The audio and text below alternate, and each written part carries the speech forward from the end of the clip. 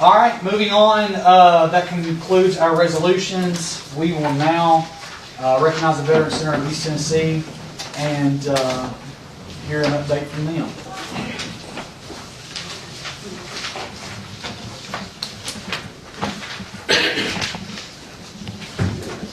How you doing, bro? Not bad. So we've got all our recovery programs running at the office now, fully running. We also had a warming center set up for our local veterans and stuff here in the local community over this Coltsville. Other than that, the office is still running the same. Our numbers are high. We've still got a lot of veterans coming. We've been doing a lot of side work for the VA. Some of the veterans in the local area wasn't able to get out to some dialysis appointments and stuff, so we seen to it that they were able to get out and get the treatment that they needed.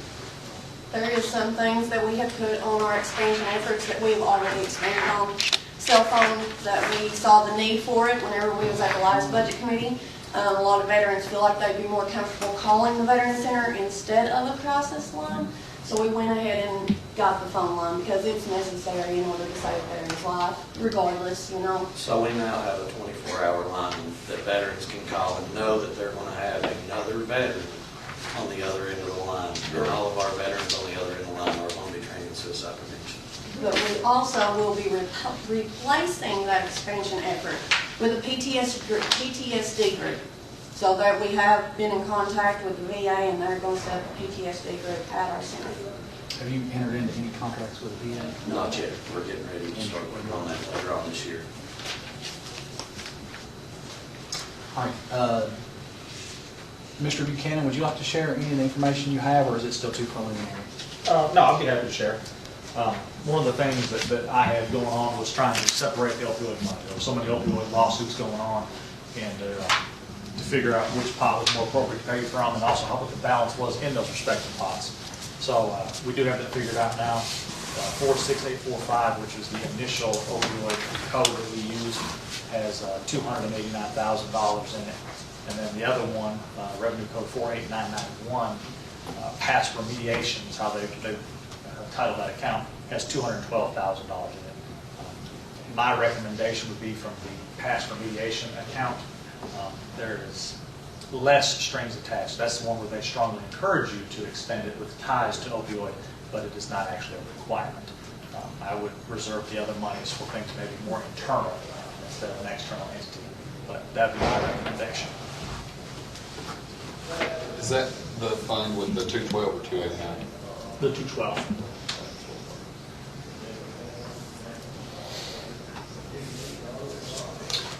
Are there any questions for our guests or any questions of Mr. Buchanan about those funds? Any documentation that anyone wants to see or anything, we would be glad to provide it. It's just with our low funds right now, we don't print unless we have to. So you have to request something for us to print. Okay. I didn't know that either. All right. Would the committee like to take any action on this today? If we were to take action on it today, it would be back on the budget. By the way, let the record reflect that Commissioner Alvis is here. Thank you. I didn't know this meeting heard. Would anybody like to take action on it now, and it would go into the packet for the February meeting?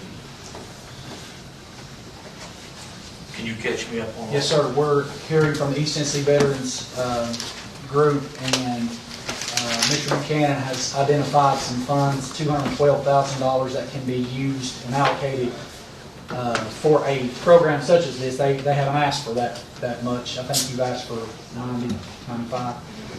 But we do have funds that are available in the opioid abatement account that we can use for them. And so what we're discussing is whether we want to move forward with that now or how the committee wants to proceed. So I'll just leave that up to the committee. If anybody would like to go ahead and sponsor a resolution and make a motion now, and then your name will be put on that resolution and come back for the budget committee again next week. I make a motion to move forward. Thank you, Ms. Barker. Seconded by Tom Kern. In the motion, could you clarify how much, because they requested 95.